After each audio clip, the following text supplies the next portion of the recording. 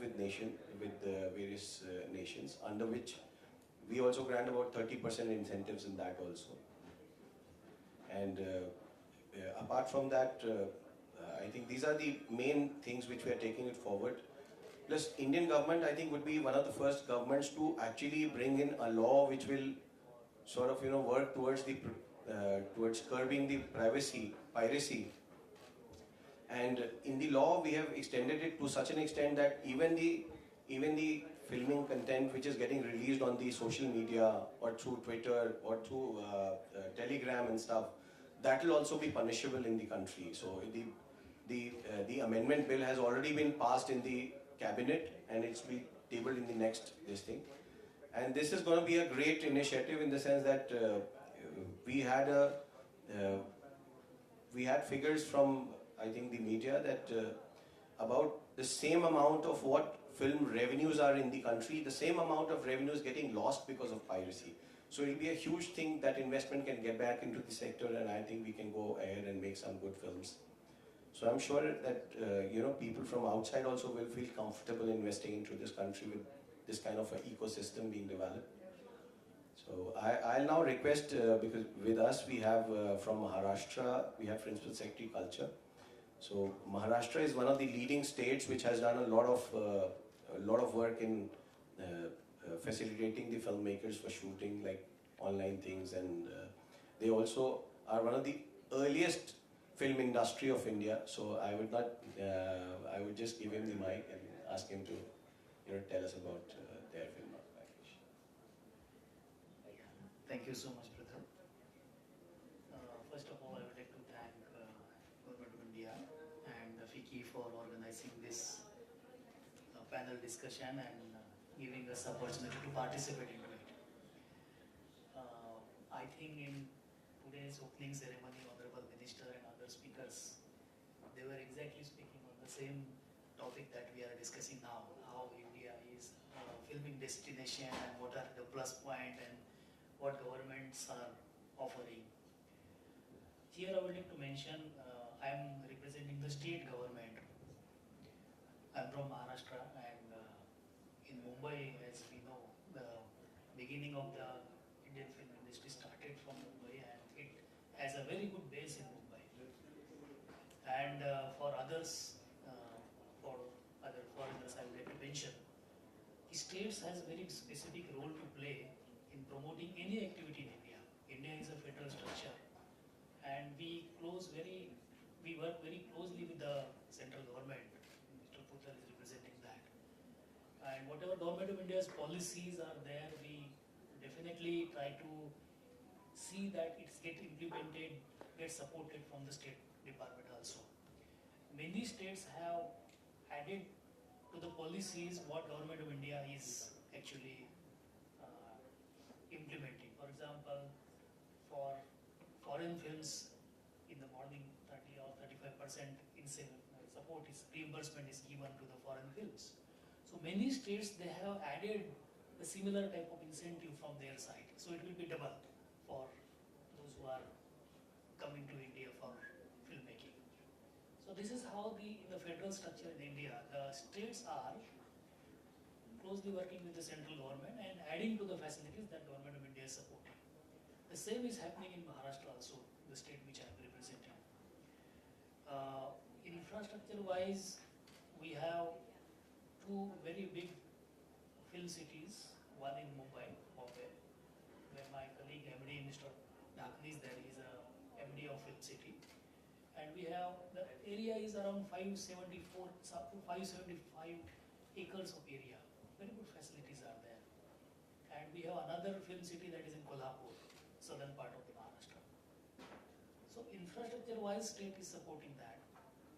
In addition to that, the state role is basically to create the conducive atmosphere for filmmaking. That is very important, because most of the things are happening in private sector.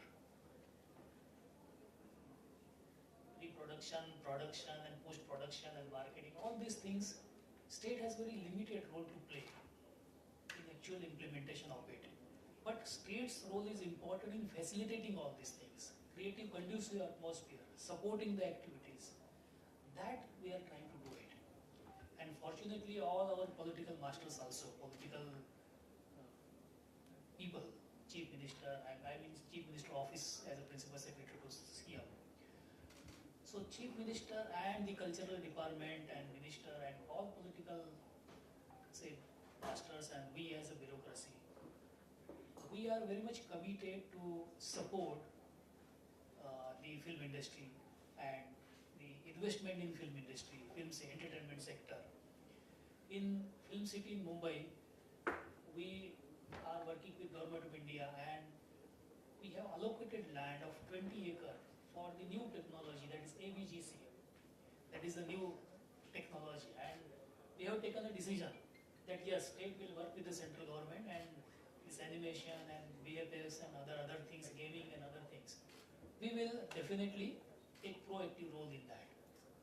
So this is how the new technologies which are coming, state is very much committed to support and take lead in that. We, in Maharashtra, especially in Mumbai, there are many private institutions which are taking lead in post-production, number one. And number two, there are many colleges and institutions which are now working in Maharashtra for creating the skilled manpower in this industry. So Dr. Jabbar Patel is there, he is heading one institution in Pune. So lot of courses in direction, production and film, cinematography, whatever fields are there in filmmaking. Maharashtra is a place where skilled manpower is available for all stages of this filmmaking.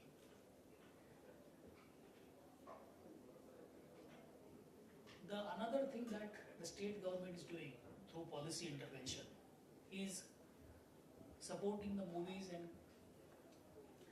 extending the helping arm. That is through various schemes, various programs. We have taken the decision for, as Pruthal was saying, the single window system is there. That we have started in Maharashtra also. We started from Mumbai and we have extended to Maharashtra. Online permissions are given for the shooting purpose. And recently we have taken a decision. If anybody wants to shoot in a government premises, then there will not be any charges. That will be free of cost. So these are some of the policy interventions where we are going to encourage for filmmaking in India. I think with this remarks, I would like to hand over my colleague, MD Film City. He will add into it. Namaskar, Vande Mataram. Actually, Pritulji and my senior colleague Mr. Kharge has already told you about the kind of filming environment in India and particularly in Maharashtra. I will deal more with the infrastructure in Dadasaheb Phalke Film City, that is in Mumbai. That particular area is a part of National Park, which is within the city, it's 204 square kilometers of area, all kind of wildlife there, and it is carved out from that is 521 acres. We have 16 good studios, I can't say state of the art, but good studios, air-conditioned studios. Then we have around 70 outdoor locations. Many big films are made there. Because earlier days, people used to shoot only in Film City. Good number of TV serials, web series, they are being shot there. Our main USP is that is on the western side of the city, and most of the film stars and even working, other people who are directly related to the working in films, they stay on these railway routes, and that's why it's easier. Then it is a secure place. You don't have to bother about any kind of permission from outside. You don't have to bother about even if you want to erect your sets, then water, housekeeping, electricity, everything is taken care of. So that is how people are more interested in coming to Film City. In the Film City premises itself, there is one training school which is started by Subhash Ghai. It's an internationally renowned institute called Whistling Woods International Limited, and good number of students, around 1,000 students are studying there. They're getting good jobs. They're properly trained there. Another company which was earlier Reliance Media Works, which is now Prime Focus, and now it has become DNEG now. So that is also, most of their work is being done, particularly about visual effects and all that, within the Film City premises. So this is how the Film City is there. The other thing about permissions, Maharashtra is the first state who started with this single window system, and till now more than 2,000 permissions have been granted through single window. There you just have to apply online, and then within 7 days your permission either will be granted or rejected, or if not rejected then it is deemed granted. So, and nobody has, at least till today, nobody has taken objection on deemed permissions. It is going on very smoothly. There are, initially there were hiccups, but now it is working very smoothly. Similarly, the FFO is also giving permissions whenever, we are in the process of integrating because of some technical issues. We couldn't integrate it, but very soon we'll be able to do that now. But till that time, wherever anybody coming from outside, whether it is a co-production or any foreign film, and if we are informed about their shooting and all that in Mumbai or anywhere in Maharashtra, we do take care of them, and we ensure that when they get proper treatment over their local administration is with them. Basically, as Pritulji has said, it's not, filming is not just shooting, because shooting can happen anywhere, and nowadays you are aware that it can be, that kind of environment can be created inside the studios. So don't know what will be the future challenges, because this is directly related to tourism, and many tourism boards are basically trying to promote the destinations because of this. But tomorrow we don't know, and technology can change the whole scenario. So we have to be with the time. We are trying our best. About the Film City, we are in the process of development through public-private partnership model. So another 2-3 months time, we should be able to come out with a tender, which will be kind of design, build, finance, operate and transfer kind of thing, maybe for 60 years. So we are expecting good response from the big studios like Universal and Fox Brothers, that kind of thing. So let us hope that we'll be able to develop this Mumbai Film City into something of the world standards. With these remarks, I will stop it here. Thank you. Thank you so much. So this is Maharashtra. Basically, it is one of the leading states which has gone ahead and did a lot to encourage the filmmakers. Now, this is all about, I think, most of the government's perspective. This is what most of the state governments are trying to do. But I would also say that from a private perspective or from a filmmaker's perspective, apart from whatever the government is trying to do, you must find the right content, you must find the right people to make that content, right kind of filming resources available in that area. And so all of that, I think, can only be judged by a filmmaker, and the government cannot do much about it. So, but here with us we have Ms. Pooja, who's also working with the Sikkim Film Promotion Board, but she has always also been from the filmmaking community. So I'll just hand over the mic to her, and she can guide us on that. Thank you, sir. Good afternoon. Thank you for having us, entire Northeast community in the Cannes Film Festival. Thank you to NFDC. And I'm here to talk about Sikkim and Sikkim film policy, and to talk about the various initiatives that the government of Sikkim has taken over years. So it's unlikely, not in the mainstream cinema. India has always been concentrating either in the western part or to the southern part. But if you see over time, regional cinema is growing.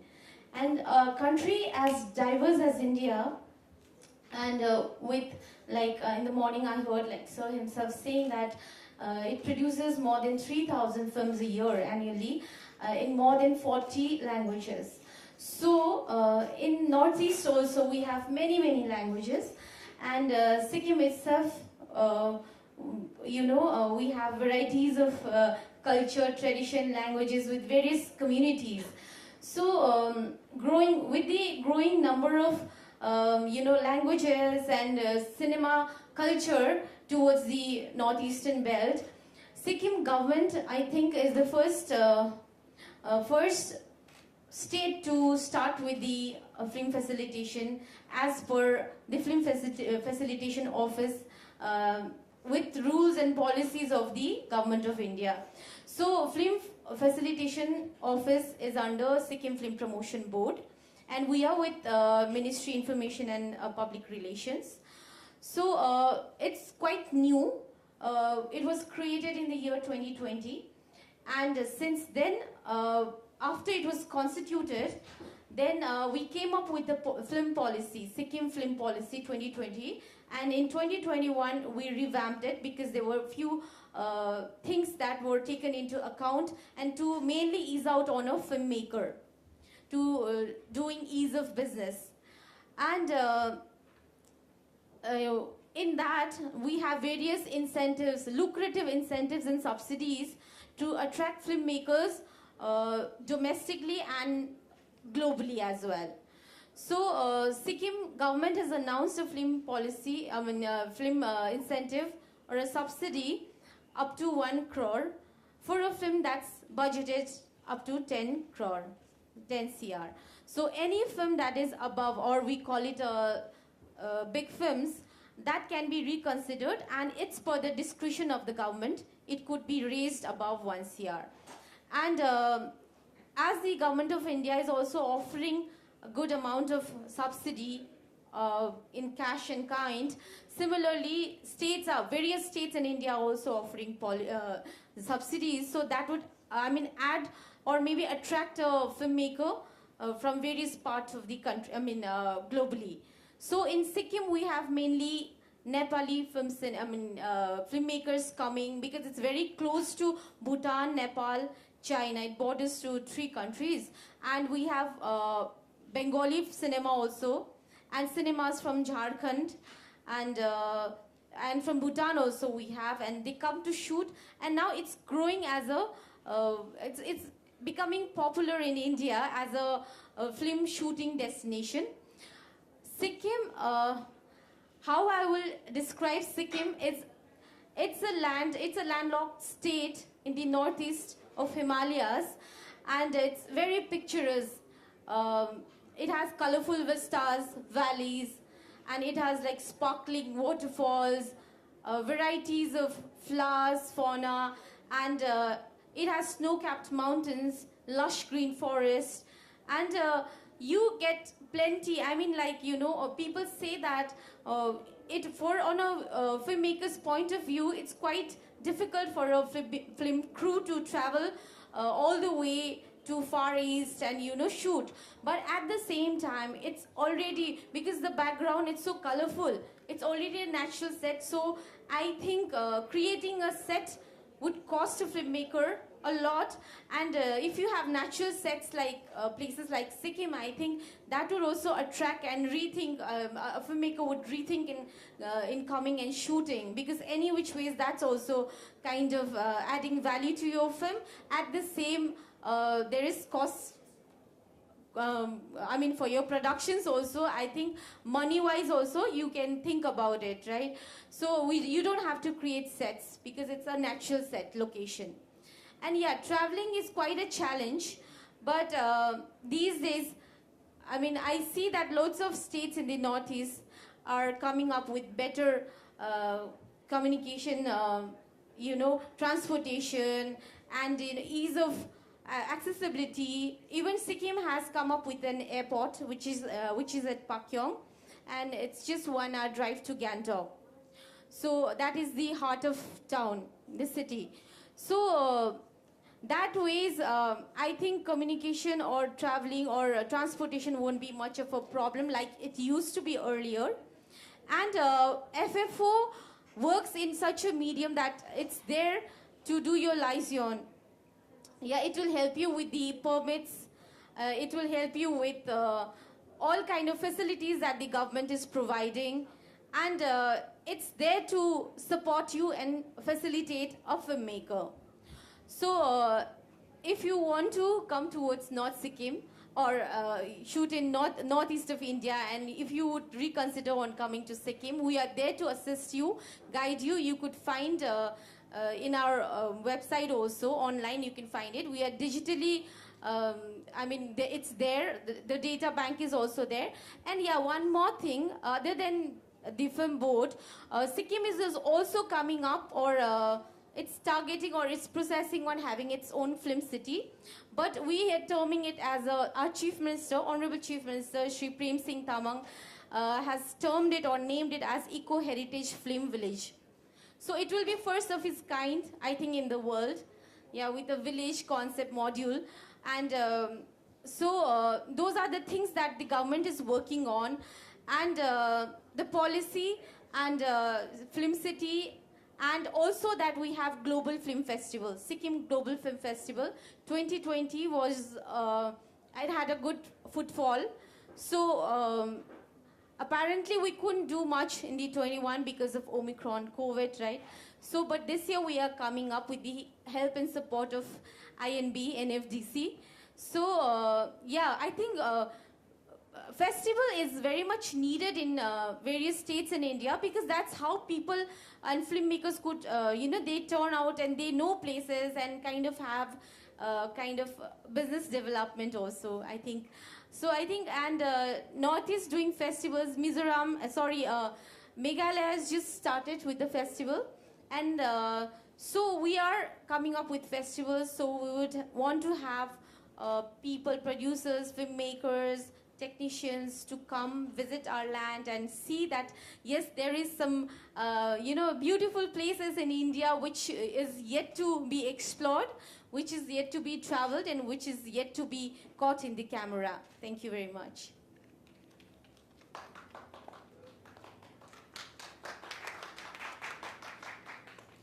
Thank you very much, Pooja. And I think a lot is being talked about the incentives, and barely just saying that the government gets incentive doesn't solve the purpose of the session. I will just like to delve upon what are the incentives that the government is giving. So, there is a percentage of 30% of incentive, 30% of sort of cashback of whatever spends have been done in India, just leaving, I think, the travel expense, everything else is counted. So 30% of it will be given as an incentive from the government side to the filmmaker who's coming from outside, or who is coming through a co-production. So even the Indian producers can co-produce with somebody and they can claim these incentives. Then there is something which people were not aware. We found it that in our GST laws, the goods and services tax laws, we provide a full cashback of the GST if the film production is from an outside production house. So that 18%, whatever, 12 to 18%, whatever is being charged, that credit is also being transferred back to the producer. And apart from that, what the state said, that they also have separate incentives. And in fact, a couple of states, they have more incentives than the government of India itself. So, maybe, to the extent of 30%, that also. So all of it, I think if you leverage it well, it can come somewhere around 50%, 60%. Of course, states have their own weight of criteria of granting the incentives. But actually, a filmmaker, if he works diligently and with the states and also the central government, and also gets the tax credits, it can offset his 50% cost of the movie making. And apart from that, in India, as everybody knows, the cost of production is as it is will be 20% of whatever you're going to do internationally at any location. So that way, I think filmmakers, if they take a holistic pitch, I think they will be very, very attracted to do filming in India and filmmaking in India. And the post-production, which includes VFX and animation, that also the government is like really working very hard. We are working with the government of Maharashtra and making a national center of excellence, so that more and more animators are here in India, more and more companies take up the animation work. In fact, as of today also, that much of the quality animation of Hollywood movies is also done in India. You'll be surprised to know that Maverick, 30-40% of animation was done in Indian studios. In Avatar, a lot of animation, 30 to 40% again, was done in India. So a lot of animation, good animation is being done in India already. But what we see in India, that there is a dearth of animation professionals. So that has been recognized, and we're trying to train them right from the school. How do we impart it in the school education? How do we train budding animators? And then how do we have education of postgraduate, undergraduate and postgraduate level? So the government is working on that, but then there is of course a dearth of talent for this sector, and that is what we will be able to help this sector grow bigger in India. And that is how we, even inspired by that, we have put this creative economy theme this time. Because for creation, you will require more and more professionals of that nature, and not just the content, but also the, like we call it, like earlier it used to be shoot in India. Now we have to call create in India, because you can make the shot, you can also create the shot now because of animation and visual effects. So with that, anything from you, sir? Anything more you wish to tell me from? Just as actually many of the points are already covered. So I thought to share one point. You see, a filming destination means not, as he has already said, not just to come for the shooting. 3-4 things are very important, and all those things are there in India and many of the states. What is required? One is the locations, and as Honorable Minister and everyone in the morning has said, we have beautiful locations. If I talk about my state, then we have forest areas, we have national parks, we have natural beautiful beaches, we have metropolitan cities, we have a lot of the industrial things where many movies are based on those background. We have ports. We talk about anything that is available in Maharashtra. So one is the beautiful locations, those are available. Second thing, as I mentioned, the availability of the professionals. So that is very important if we want to attract any filmmaker in India or in any states. So state and central government is very, very aggressive on that, creating film professionals in India and in the state. And it's not a traditional thing, but whatever new emerging technologies are there which are required for filmmaking, we are giving importance to that. That is most important. So availability of film professional, we are taking care of that. Film infrastructure, we have already spoken. And in Maharashtra, we have combination of both private as well as public infrastructure, where good coordination is there and those things are coming up. And as he has mentioned about the film festivals, which are very important just to create atmosphere in the state. In Maharashtra, we are organizing, rather we are supporting many international film festivals in Maharashtra. Dr. Jabbar Patel is there. Pune International Film Festival is very famous now. How many films? Yes, last year they about 200 films, international films. They came to Pune. They participated. Mr. Ashok Rani is there. He is organizing film festival in Aurangabad, Sambhajinagar. How many films they participated? 80 films. So Pune, Mumbai, Aurangabad, Kolhapur, there are 4 or 5 locations where every year, as a ritual, we are organizing this International Film Festival. This I am talking about government supported. There are many film festivals which are organized privately. So that culture is being developed, is already, we can say, well established, where many foreign films are screened, appreciated, and they are encouraged to participate. So I think with this, and the last one, as I already spoken about the government support. Government role is to facilitate, to create conducive atmosphere. I think that with the help of central government we are already doing that. Thank you. I think we can have questions if somebody has questions. Vikas, can we also play that video which we played in the morning? Because that talks about film facilitation. Meanwhile, we can have a question. Anybody has a question?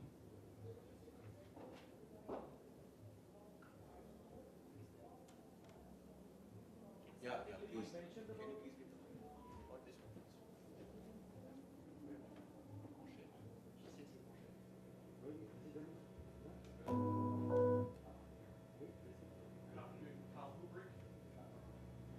To press a button, you have to press a button. Make it green. No, is it green?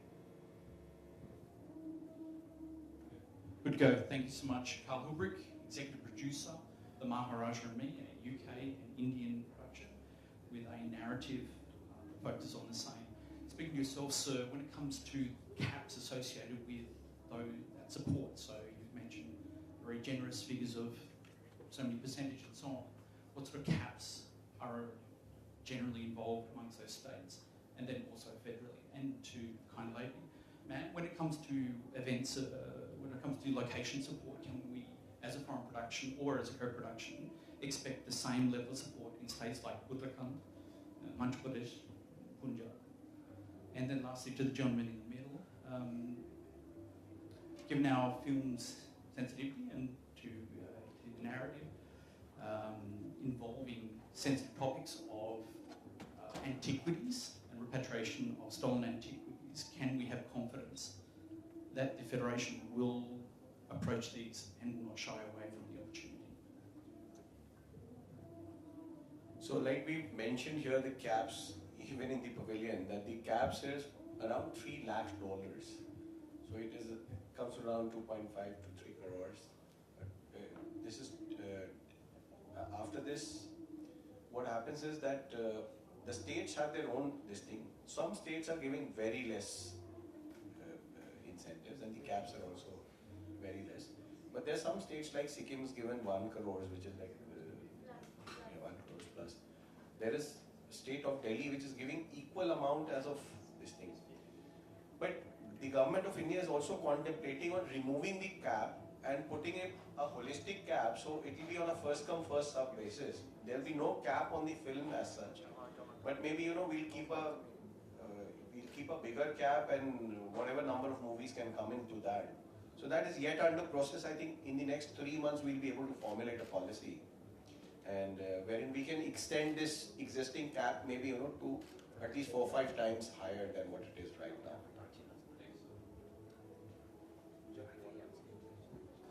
Yeah, but there are 2 criteria. What you have to, I think most of the state governments have is 75% of the location has to be within the state. Like for example, if you're shooting in Sikkim, so it has to be like the location has to be 75%, and you have to use like cast, crew, technical experts at least 50%. So that 2 criteria you have to fulfill. Other than that, like whatever the central government is offering you, state government also can offer you almost the same amount. So it depends on the content and what you create. So and government is always there to support. Yeah, but in Sikkim, because I told you earlier that it borders to 3 countries, so there is so much of restricted areas geographically. So if you want to come to Sikkim, you have to get in touch with ministry prior, like at least 3 months prior, to get all your permit work done. Even if not 3 months, at least a month's time you need. So then only if you come, you can enter, and there will be no problems or hassles later when you shoot. Thank you. Yeah, just a small clarification. You asked about the antiquities, I suppose. So you mean to say the architectural or archaeological point of view sites? You mean to say that? There's some areas in my films and other films coming up that touch on the topic of stolen antiquities. And it's a very sensitive topic right now, one that I respect, of course, that has been obviously is an interest of the Modi government. So I realise that I need to have understanding and confidence that when I put my project forward, that it will be still fairly reviewed. Okay, I think this is related to censor. My colleague will answer that. So in India, the movies which you release in India, they get a pre-censorship, and only after that you can go and exhibit it into a public cinema theatre and all. So for that we have a censor board, and the government is at an arm's length. So the directives are that the law and order should not be disturbed and general law has to be followed. But as such, no topic is very sensitive enough. I mean, it depends also on the depiction of how you have tackled that. So what happens is that in a typical movie screening, which the censor board does prior to the certification, they also have experts from the relevant field. So if your topic is like, if you're having something to do with antiquities, maybe a historian will be kept in the panel, and he will also see from that point of view if it is not hurting the sentiments of a particular or it can cause any kind of a disturbance in the country. So I don't think so. It's cinematic freedom is always granted. It's always the first thing which we look at even when the censor board certification is getting done. Thank you for your answer. That builds confidence. Appreciate it. Just to one point, excuse me, just about the workshop you mentioned. You like to have a workshop? You said something like that? I'd definitely be open to a workshop. Yeah, that we are open to that. We can organize that.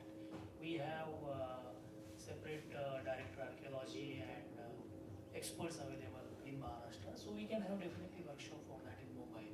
No problem. That's excellent. Thank you. Thank you, sir.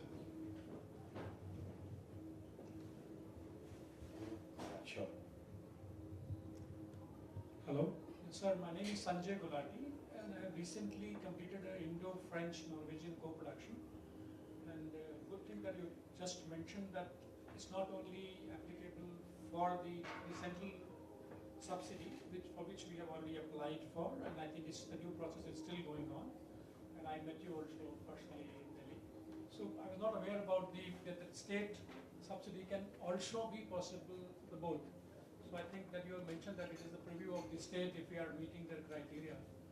So that's the wonderful thing, and you're right that we can reach up to 50%. And I hope Also take your tax refunds. I don't know if you're aware of that. You have to claim them actually. yeah, it's about the co-production. I think that is tax refunds are for 100% foreign production. I think, right?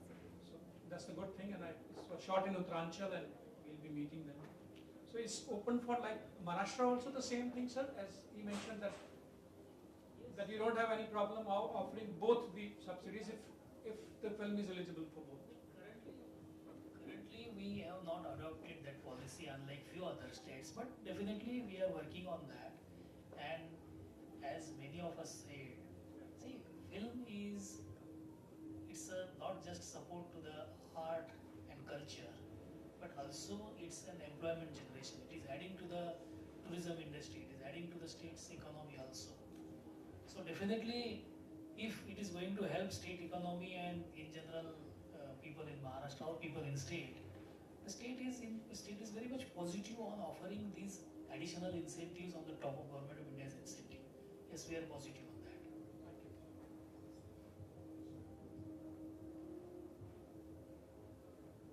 So I think there are no more questions. Let's watch the film for the people who were not there in the first session.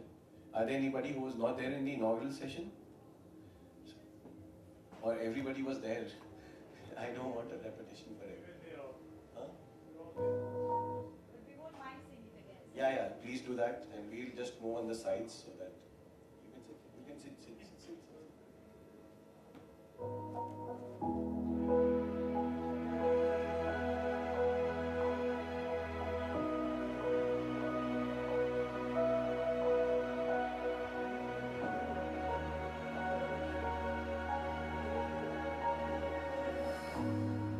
India, a country of beauty and mysticism, a land of abundant charm, a treasure trove of cultural diversity, and a sea of inspiration for many.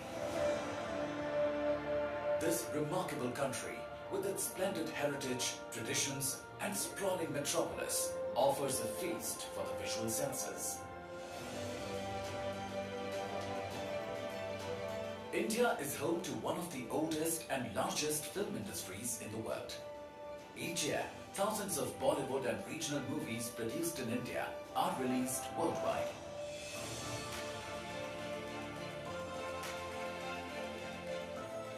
The stories may be local in nature, but their reach is beyond boundaries. The success of these films internationally is evidence of India's century-old cinematic excellence. India, a talent pool of film professionals, a land of picturesque locations, a culture of warm and welcoming communities, offers to the world an enchanting canvas to create masterpieces of cinema. I think we have a chance to make this kind of a life-changing experience, and I think we need it. Welcome to the best exotic marigold hotel. This is incredible. Like India, we have a saying, everything will be alright in the end. So if it is not alright, it is not yet the end. The Indian film industry has exceptional filming talent and resources. With 900 plus animation, visual effects, gaming and comics facilities, and approximately 1,80,000 professionals, 10% of the global animators and VFX artists are from India. Over the years, Indian animation and VFX studios have contributed to many internationally acclaimed films, which have been recognized and appreciated on some of the world's biggest stages.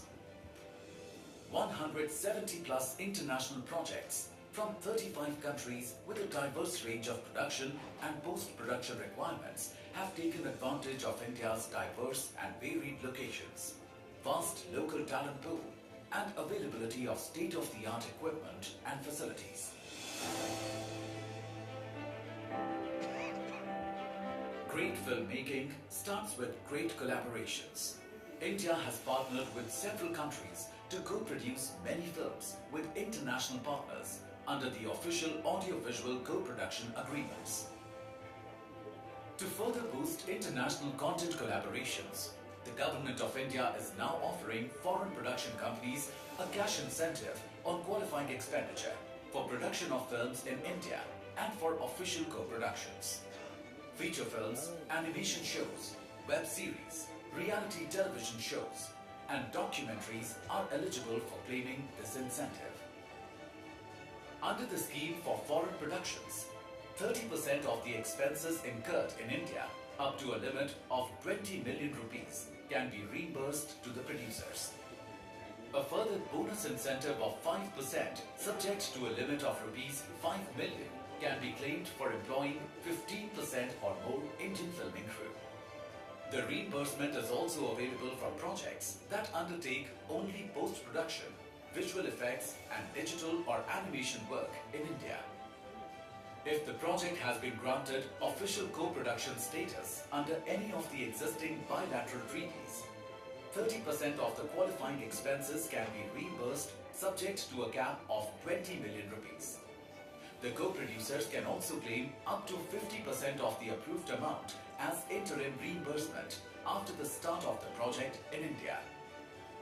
Filmmakers can also take advantage of filming incentives being offered by several Indian states over and above the federal incentives, and can also claim refund of taxes levied.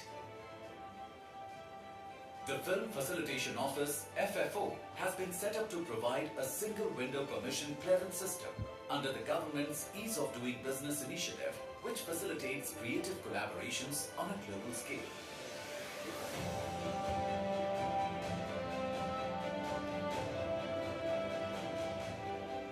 India, a country of storytellers, a land rich in filming resources and breathtaking landscapes, an environment that inspires filmmakers to convert their vision into reality. Come, experience this phenomenon. Come to India. Come home to your imagination.